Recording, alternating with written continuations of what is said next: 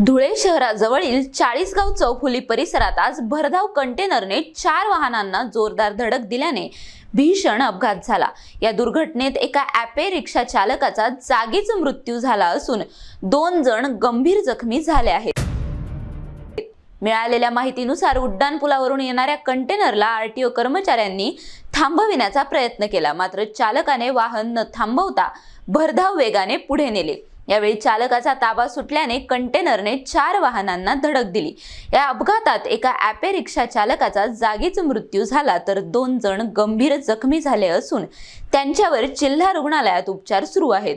दरम्यान आरटीओ कर्मचाऱ्यांनी चुकीच्या ठिकाणी वाहन थांबवण्याचा प्रयत्न केल्यामुळेच हा अपघात झाल्याचा आरोप भाजपा वाहतूक सेलचे जिल्हाध्यक्ष रावसाहेब पाटील यांनी केला आहे। संबंधित अधिकारी व कर्मचाऱ्यांविरोधात परिवहन मंत्री आणि जिल्हाधिकाऱ्यांकडे तक्रार करण्यात येणार असल्याचेही त्यांनी सांगितले। घटनास्थळी पोलिसांनी पंचनामा सुरू केला असून अपघाताचे नेमके कारण आणि जबाबदारी निश्चित करण्यासाठी पुढील तपास सुरू आहे।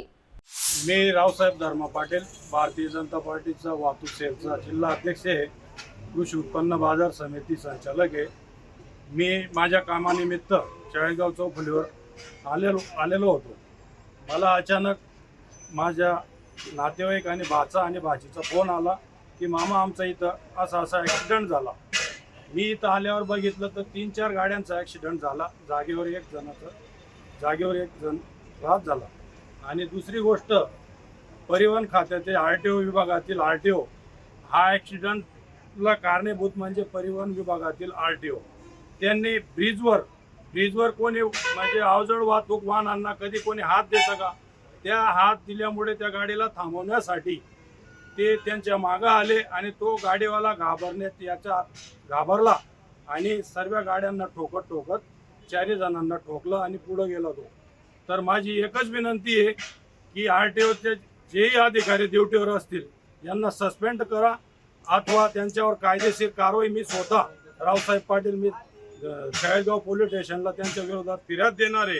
आणि ज्या लोकांना इजा झालेली आहे आणि ते उत्तर प्रदेशचे इतका कुठला आहे तो भाऊ एक, त्याला सुद्धा त्याच्या परिवाराला न्याय मिळाला पाहिजे अशी मी एक प्रशासनाला पण विनंती करतो। आणि प्रशासनाने आणि परिवहन मंत्र्यांनी या धुळे आरटीओ कार्यालयावर बारकाईने लक्ष दिलेलं पाहिजे, कारण यांच्यामुळे खूप भ्रष्टाचार इथं चालतो। रोडावर आम्ही येता जाता बघत असतो, अनेक वाहनांना अवजड वाहनांना सर्व गोष्टी अवलंबून असताना सुद्धा त्यांच्याकडनं आवेची भाषा करून पैसे उकळणे हाच एकमेव त्यांचा धंदा आहे।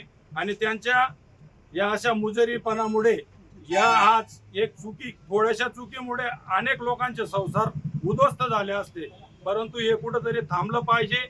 आणि या माझ्या आज नातेवाईकावर जमले म्हणून मी बोलत नाही, परंतु पूर्ण ट्रक चालक मालक हे लोक परेशान झालेले आहेत, तर यांच्यावर पूर्ण कारवाई झालीच पाहिजे असे मी जिल्हा अधिकाऱ्यांना पण निवेदन देणार आहे आणि परिवहन मंत्र्यांना पण आणि आरटीओ कार्यालयाला पण मी स्वतः निवेदन देणार आहे। आणि आम्हाला न्याय मिळाला पाहिजे हीच अपेक्षा बाळगतो। आम्ही आता मोसरीला चाललो होतो श्राद्धाला, मग आम्ही तिकडनं नाशिकवरनं येतो। नाशिकवरनं येताना आम्हाला तिथं हे टोल नाक्याच्या पुढं आता हे गुरुद्वार आहे ना, त्याच्या पुढं आरटीओ दिसला, ट्रकवाला बाजूला चालला। त्याच्यानंतर त्याने हात दिला आरटीओने त्याला, पण तो थांबतच नव्हता। आरटीओ पुढे आल्यावर मी तर ट्रॅफिक जाम झाली या सिग्नलवर, त्याच्यामुळे लगेच मी गाडी थांबवली, तर लगेच माझ्या मागून तो आला, मला धडकून हे झालं। काय कोण जखमी आहे तुम्हाला? किती काय कोणाला? माझ्या मिसेसला जास्त लागलेलं आहे, लागलंय आणि त्यांना कुठलं? हाताला लागलेलं आहे। कंटेनर कुठला कंटेनर होता तो? मोठा कंटेनर होता। काय होतं त्या कंटेनर मध्ये? ते आता काय काही बघितलं नाही। एकूण किती गाड्या ठोकल्या त्याने? किती वाहनांचे ऍक्सिडेंट झाले? तीन वाहन, एक जण जागेवर एक जण जागेवर एक्सपायर झाला। माझी गाडी अचानक फिरली माझ्याकडनं, म्हणजे मी फिरवली याच्यात, मी वाचलो, नाही तर मी पण पुढच्या याला डायरेक्ट चिमले गेलो असतो मी दोघं नवरा बायको। कंटेनर चालकाने काय मद्यप्राशन केलं? काय आता त्याच्यामुळे आरटीओ वर पण थांबवतोय ना त्याला, आरटीओची गलती नाही, आरटीओच्या चुकीमुळे आरटीओ आता या ट्रॅफिक मध्ये थांबायची काही गरज नाही ना आरटीओला। NTV news Marathi, Dhule.